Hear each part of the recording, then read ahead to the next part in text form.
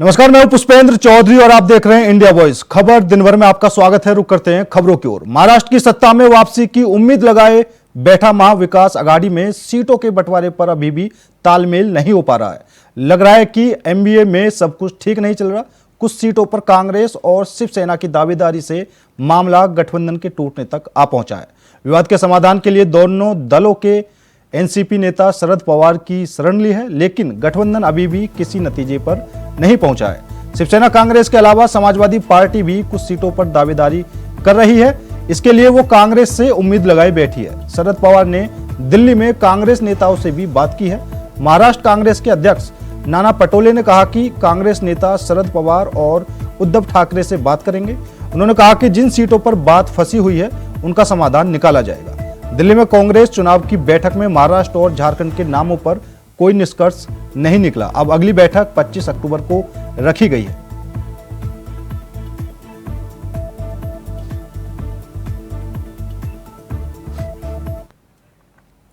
झारखंड में कहीं seat sharing को लेकर घमासान तो कहीं टिकट बंटवारे पर मचा है बवाल। शांत होने का नाम नहीं ले रहा है। विधानसभा चुनाव की तारीख पास आते आते पार्टियों के बीच रार छिपाई नहीं छिप रही। घटक दलों की डिमांड ने बड़ी पार्टियों की टेंशन और बढ़ा दी है। एक तरफ जहां बीजेपी ने पहली लिस्ट जारी कर 66 सीटों पर प्रत्याशियों के नाम का ऐलान कर दिया है, वहीं दूसरी तरफ इंडिया गठबंधन में अभी भी कंफ्यूजन चल रही है। क्यों मचा है महाराष्ट्र के साथ साथ झारखंड में भी सीटों पर बवाल, देखिए खास रिपोर्ट। इंडिया गठबंधन में सीट बंटवारे के बाद आरजेडी का सियासी जायका बिगड़ा हुआ है। जी हां, मसलन मैं बताऊं कि पिछली बार 7 सीटों पे हम लड़े, क्योंकि लालू जी का हृदय विशाल था। गोल था कि बीजेपी को हटाओ। आज भी गोल वही है। हम 5 सीटों पर रनर अप रहे। बाकी हमारे गठबंधन के सहयोगी लोग शायद उतनी सीटों पर परसेंटेज टर्म्स में रनर अप नहीं रहे। इन चीजों का समायोजन हमें दुख के साथ कहना पड़ता है कि यूनिलैटरल फैसला लिया गया कि आपको फलाने नंबर ऑफ सीट का ऑफर दिया जा रहा है। ये न राजद की ऐतिहासिक ताकत के अनुरूप है, न समकालीन जो परिस्थितियां हैं उसके अनुरूप है। तो वहीं बीजेपी में टिकट कटने का बवाल मचा हुआ है। जिसको टिकट चाहिए थी उसको नहीं मिली। ऐसे में नाराजगी भी बीजेपी में दिखाई दे रही है। जी, झारखंड विधानसभा के चुनावी मैदान में एनडीए और इंडिया के बीच महाघमासान छिड़ा हुआ है। एनडीए में बीजेपी ने 66 सीटों पर अपने उम्मीदवार की घोषणा भी कर दी है। सीटें भी आसानी से बंट गई। इंडिया ब्लॉक ने सिर्फ 70 सीटों पे थोक बंटवारे की बात कही। जेएमएम और कांग्रेस कुल 81 में से 70 सीटों पर लड़ेगी। बाकी 11 सीटें दूसरे साथी दलों को बांटी गई हैं। साथ ही आरजेडी, सीपीआई, सीपीएमएल और सीपीआईएमएल में सीटें बंटवारे होंगी, लेकिन आरजेडी ने इसको लेकर कड़ा ऐतराज जताया है। 70 सीटों पर लोगों ने पहले सहमति बनाई और ये बात है अभी हम आपको नहीं बता सकते, क्योंकि हमारे घटक दल भी अभी लोग हैं जिनको अभी यहाँ पर हमारे साथ मौजूद नहीं है। जब वो हमारे साथ होंगे आपको कौन कितने जगहों पर चुनाव लड़ेगा और कहाँ चुनाव लड़ेगा ये भी आपको विस्तृत रूप में बताने का हम स्पष्ट रूप से करेंगे। जैसे ही सीट बंटवारे की बात जेएमएम के कार्यकारी अध्यक्ष हेमंत सोरेन ने कही, वैसे ही शनिवार से ही सियासी बवाल मचा हुआ है। इंडिया ब्लॉक में शामिल आरजेडी के नेता हत्थे से उखड़े हुए दिखाई दे रहे हैं। उनके गुस्से का आलम यह था कि एक ही होटल में लोकसभा में नेता प्रतिपक्ष राहुल गांधी, झारखंड के सीएम हेमंत सोरेन और आरजेडी के नेता और बिहार के पूर्व डिप्टी सीएम तेजस्वी यादव दिन भर रहे, लेकिन तीनों की एक साथ मुलाकात नहीं हुई। सीट बंटवारे से खफा तेजस्वी यादव अपने नेताओं के साथ बैठक करते रहे और उसके सीधे बाद पटना के लिए रवाना हो गए। जेएमएम के साथ साथ कई दौर की बैठकों के बाद इंडिया गठबंधन में 4 से 5 सीटों पर आरजेडी को ऑफर दिया गया है, लेकिन आरजेडी के नेता, कार्यकर्ता और मतदाता इससे नाराज बताए जा रहे हैं, क्योंकि अपने जनाधार का हवाला देकर आरजेडी 20 से 22 सीटों की मांग और दावेदारी कर रही है। हालांकि 12 सीट अगर इंडिया गठबंधन आरजेडी को 12 सीट दे देता है तो बात बन सकती है, मगर आसार कम है। वहीं इंडिया गठबंधन में मचे इस घमासान पर बीजेपी भी कटाक्ष कर रही है।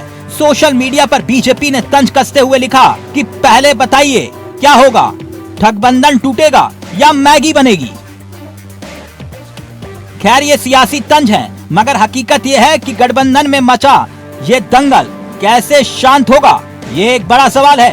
Bureau report, India voice, Ranchi.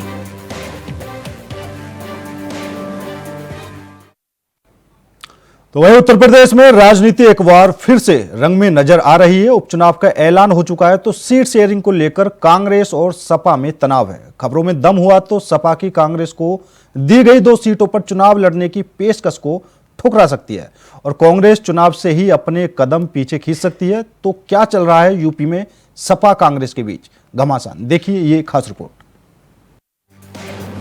उपचुनाव से पहले सियासत की हवा बदल गई है। जिन यूपी के 2 लड़के यानी कि अखिलेश और राहुल ने लोकसभा के चुनाव में कमाल करने का मौका कमल को नहीं दिया था, उन दोनों के गठबंधन की गांठ अब ढीली पड़ती हुई नजर आ रही है। सपा कांग्रेस की इस खींचतान का फायदा बीजेपी उठाने के लिए तैयार बैठी है। कांग्रेस कुर्बानी देने के मूड में है, वहीं बीजेपी सपा की पीडीए के फॉर्मूले की काट तलाश रही है, क्योंकि जब हरियाणा में सपा कांग्रेस में सहमति नहीं बनी तो फायदा बीजेपी को हुआ। लेकिन इस खींचतान के बीच निषाद पार्टी के अपने निराले ठाठ नजर आ रहे हैं। भोजन भरी थाली के लिए संजय निषाद दिल्ली की दौड़ लगा रहे हैं। तो अब उत्तर प्रदेश में उपचुनाव के असली रंग नजर आने लगे हैं। यूपी की 9 सीटों पर उपचुनाव को लेकर नामांकन शुरू है। 13 नवंबर को वोटिंग है। मुकाबला इंडिया गठबंधन और बीजेपी के बीच है, मगर इंडिया गठबंधन के अंदर ही दरार नजर आ रही है। पर्दे के पीछे की कहानी बेहद दिलचस्प मोड़ पर आ चुकी है, क्योंकि कांग्रेस कुर्बानी का वास्ता देकर मैदान छोड़ने को तैयार है।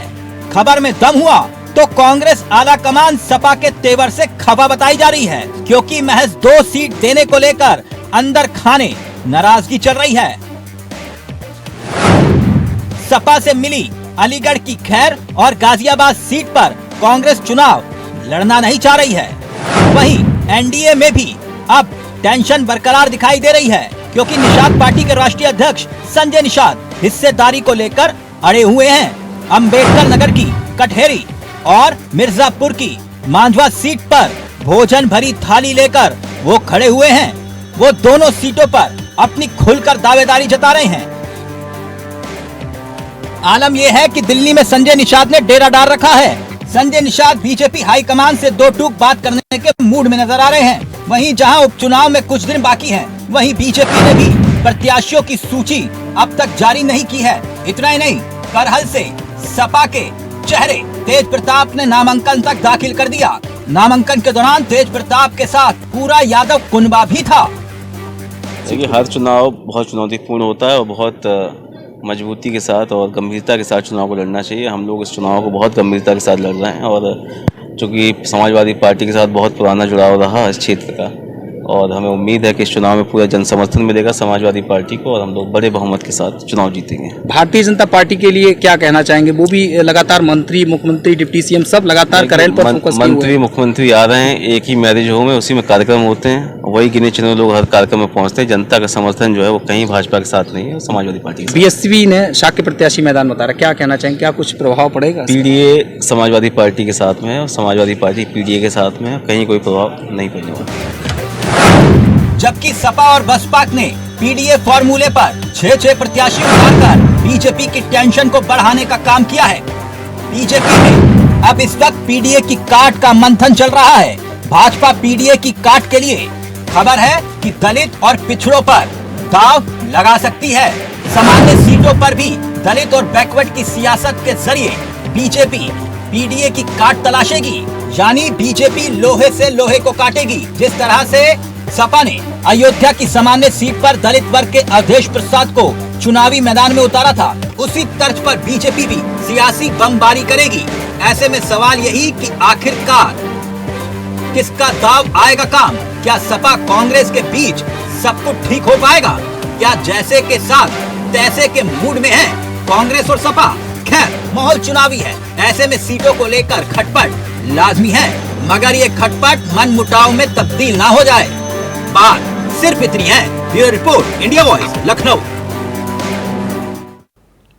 फिलहाल रुकते हैं छोटे से ब्रेक के लिए। ब्रेक के बाद खबरों का सिलसिला लगातार जारी है। ब्रेक के बाद एक बार फिर आप सभी का स्वागत है। रुक करते हैं खबरों की ओर। दिल्ली में उपराज्यपाल वीके सक्सेना ने बड़ा आदेश दिया है। उन्होंने अपने आदेश में दिल्ली महिला आयोग के सभी संविदा कर्मियों को तत्काल प्रभाव से पदों से बर्खास्त कर दिया है। उपराज्यपाल वीके सक्सेना के आदेश के बाद दिल्ली महिला आयोग के सभी संविदा कर्मचारियों को बर्खास्त कर दिया गया है। नियमों में अनियमितता के बाद एलजी ने यह फैसला लिया। दिल्ली महिला आयोग के सहायक सचिव ने डीसीडब्ल्यू के सभी संविदा कर्मियों को तत्काल प्रभाव से पदों से हटाने का आदेश जारी किया है।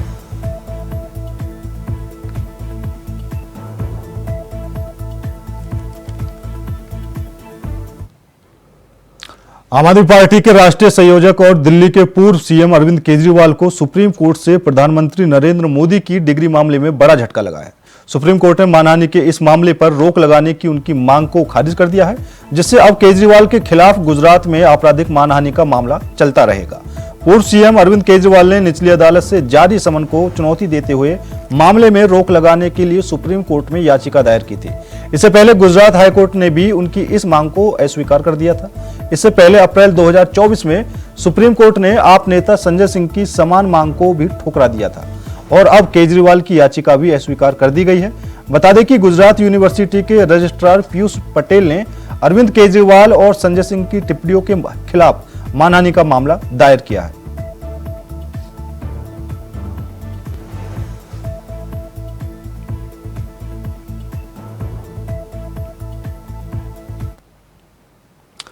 चुनाव आयोग ने झारखंड केंद्र के वरिष्ठ आईपीएस अधिकारी अजय कुमार सिंह को राज्य का डीजीपी नियुक्त किया है। अजय कुमार सिंह के अनुराग गुप्ता की जगह ली है। बता दें कि अनुराग गुप्ता को तत्काल प्रभाव से पद से हटा दिया गया है। अजय कुमार सिंह 1989 बैच के आईपीएस अधिकारी हैं। उन्हें 3 आईपीएस अधिकारियों के एक पैनल से चुना गया था, जिनके नाम राज्य सरकार ने भेजे थे। बता दें कि झारखंड में अगले महीने विधानसभा चुनाव होने वाले हैं। सूत्रों के अनुसार चुनाव आयोग ने अनुराग गुप्ता को तत्काल प्रभाव से कार्यकारी पुलिस महानिदेशक के पद से हटाने का निर्देश दिया था। उनके खिलाफ शिकायतों के आधार पर यह कदम उठाया गया। उनके खिलाफ पिछले चुनाव में काफी शिकायतें मिली थी। यह फैसला ऐसे समय लिया गया है जब राज्य में विधानसभा चुनाव की तैयारियां तेज चल रही हैं।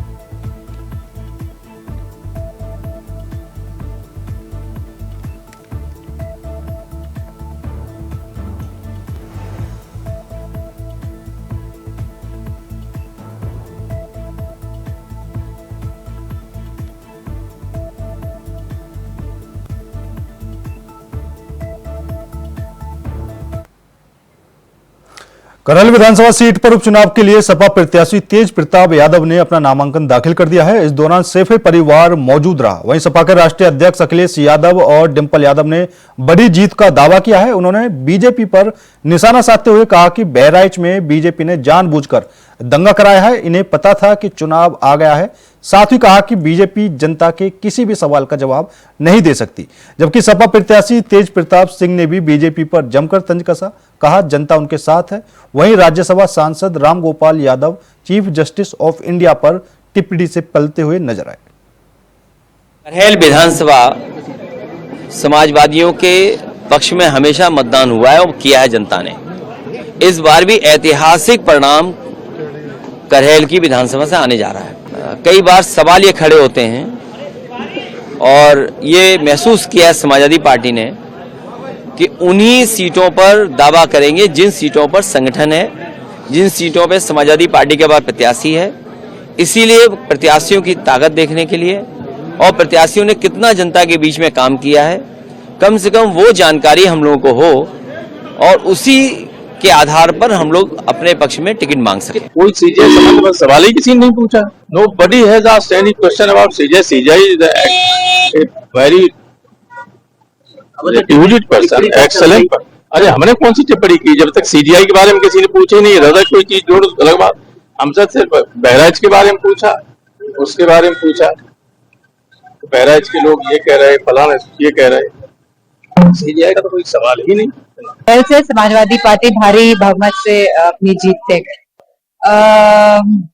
सभी संगठन और कार्यकर्ताओं के जो पूरी तरह से तैयार हैं और मैं समझती हूँ जिस तरह के लोकसभा के परिणाम रहे हैं, कहीं ना कहीं मेरा यह मानना है कि बहुत ही बेहतर परिणाम आएंगे। स्ट्रैटेजी जो पहले थी वही स्ट्रैटेजी। समाजवादी पार्टी जिस मजबूती में यहाँ पर है, अभी तक भाजपा को कैंडिडेट नहीं मिला और जनता ने मन बना दिया। जो रुझान निकल के आ रहे हैं, जनता का जो मूड है वो समाजवादी पार्टी के साथ, आदि राजचंद्र जी के साथ में और बड़े अंतर के साथ समाजवादी पार्टी सीटें जीती। लोगों का लगाव कई पीढ़ियों का है, यहाँ के लोगों से घरेलू लगाव जुड़ाव रहा और मुझे फिर से उनका सेवा करने का मौका मिले, उनका समर्थन आशीर्वाद प्राप्त हो, यही दमखम केवल शासन प्रशासन का है। जनता में कोई भाजपा का दमखम नहीं है। लोग उनकी मीटिंग में नहीं जा रहे, वोट मांगने जा नहीं पा रहे, कोई ऐसा मुद्दा एजेंडा नहीं है इसको लेकर जनता की बीच में आ सकती। चलो, और कन्हैया का पूरा आशीर्वाद समाजवादी पार्टी के साथ। राज्य महिला आयोग की अध्यक्ष बबीता चौहान आगरा पहुंची। आगरा के सर्किट हाउस में जन सुनवाई की। संबंधित विभाग के अधिकारी भी वहां पर मौजूद रहे और जन सुनवाई से पहले अधिकारियों के साथ बैठक कर प्राथमिकताएं बताई। जन सुनवाई के दौरान पीड़ितों की समस्याएं सुनी गई। वहीं आयोग की अध्यक्ष महिलाओं से संबंधित अपराधों को लेकर गंभीर दिखाई दी। अधिकारियों को कड़ी चेतावनी देते हुए कहा कि महिलाओं को हर हाल में न्याय मिलना चाहिए। राज्य महिला आयोग की अध्यक्ष बबीता चौहान ने आज आगरा में अधिकारियों के साथ एक बैठक की, जिसके बाद वह आम महिलाओं की जन समस्याओं को लेकर सुनवाई भी की। अधिक जानकारी के लिए हमारे साथ बबीता चौहान, जो राज्य महिला आयोग की अध्यक्ष हैं, हमारे साथ मौजूद हैं। इनसे बात कर लेते हैं। मैम, आज आपने जन सुनवाई की है, क्या कुछ रहा आज? जी बिल्कुल, बहुत सारे लोग यहाँ आए जिसमें तरह तरह के केसेस थे यहाँ, तो सारे अधिकारी, उनसे संबंधित सब डिपार्टमेंट के लोग यहाँ बैठे हुए थे। आए हैं बहुत सारे, कुछ प्रॉब्लम थी, कुछ केस नहीं दर्ज हुए हैं या केस में कुछ हो गए हैं, उनमें कार्रवाई नहीं हो रही है, कुछ इस तरह के सारे केस थे। सब नोट कर लिए हैं और मुझे लगता है कि हम इन पे जल्दी सब पे सुनवाई होगी और जो भी दोषी होगा उसको निश्चित रूप से सजा मिलेगी। अधिक किस तरीके के मामले रहे महिलाओं से जुड़े हुए, जिस पर क्या कुछ दिशा निर्देश दिए गए हैं? सभी तरह के थे, मिक्स मामले थे, जैसे घरेलू हिंसा वाले भी थे और कुछ महिलाओं की प्रॉपर्टीज़ को लेके भी थे, कुछ सभी तरह के मिक्स सारे मामले थे। सरकार महिलाओं को लेकर काफ़ी सतर्क है। जिस तरीके से आप महिला आयोग की अध्यक्ष बनी, उसके बाद लगातार कार्य किए जा रहे हैं, क्या कहेंगी?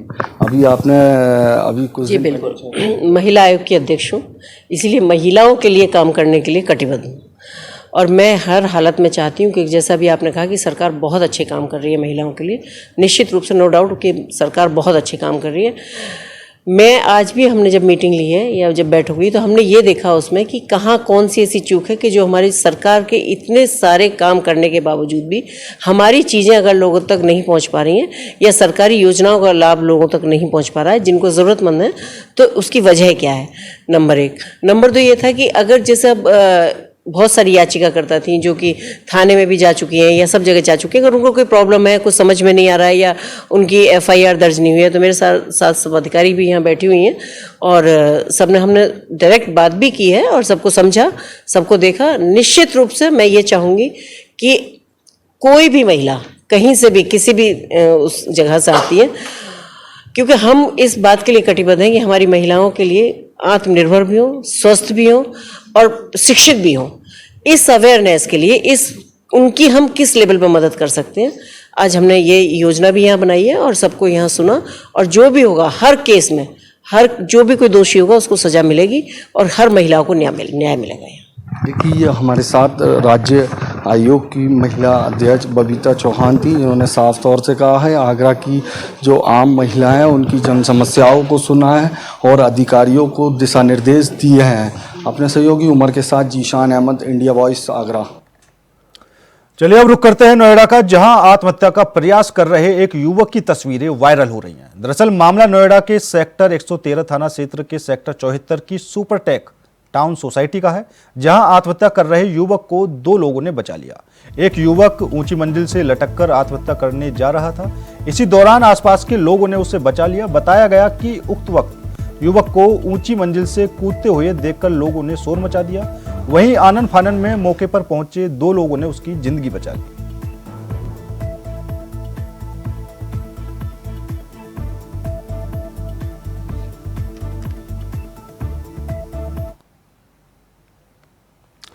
उत्तर प्रदेश के उप मुख्यमंत्री केशव प्रसाद मौर्य ने एक बार फिर से समाजवादी पार्टी के अध्यक्ष अखिलेश यादव पर बड़ा हमला बोला है। केशव प्रसाद मौर्य ने हरदोई में कहा कि जितने भी माफिया हैं, अखिलेश यादव उनके सरगना हैं और सरदार हैं।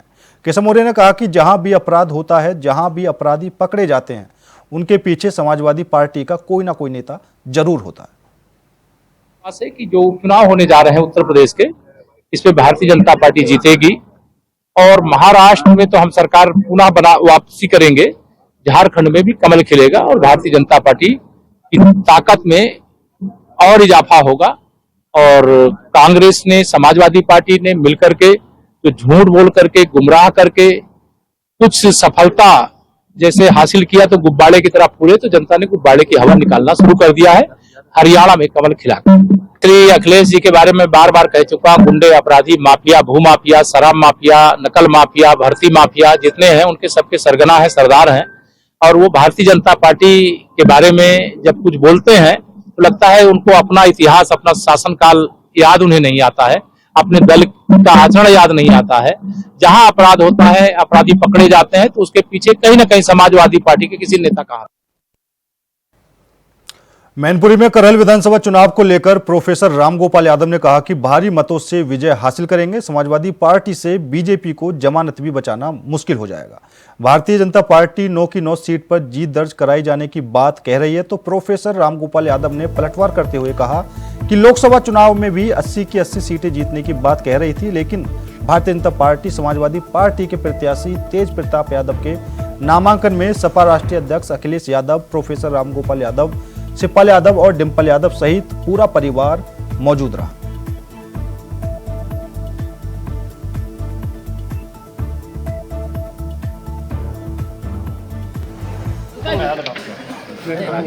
एक तरफा चुनाव होगा, भारी बहुमत से चुनाव जीते। बीजेपी अपनी जमानत बचाने का इंतजाम करती है। जनता पार्टी लोकसभा ठोंक रही थी, हम 80 की 80 जीत गए। वो तो यहाँ भी आखिर नहीं करेंगे।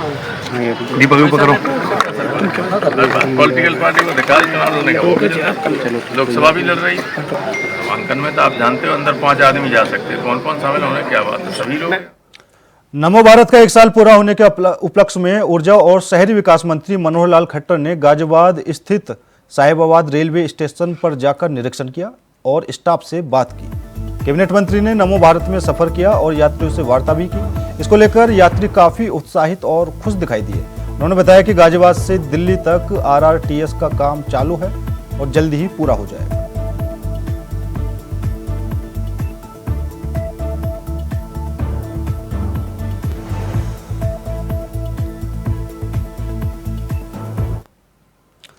भारतीय शूटर और ओलंपिक विजेता मनु भाकर बलौदा बाजार वर्नावार अभयारण्य पहुंची। बता दें कि पूरे साथ परिवार के साथ मनु भाकर यहां आनंद लेती नजर आई। विजेता मनु भाकर पहुंची।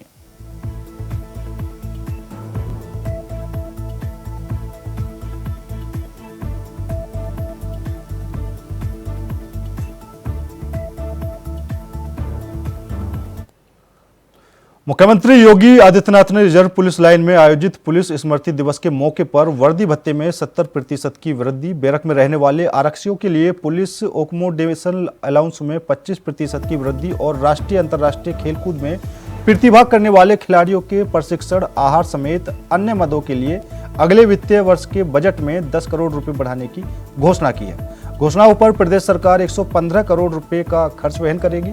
सीएम योगी ने बहुमंजिल आवास और प्रशासनिक भवन के रखरखाव के लिए 1380 करोड़ रुपए के कॉर्पस फंड की घोषणा की है।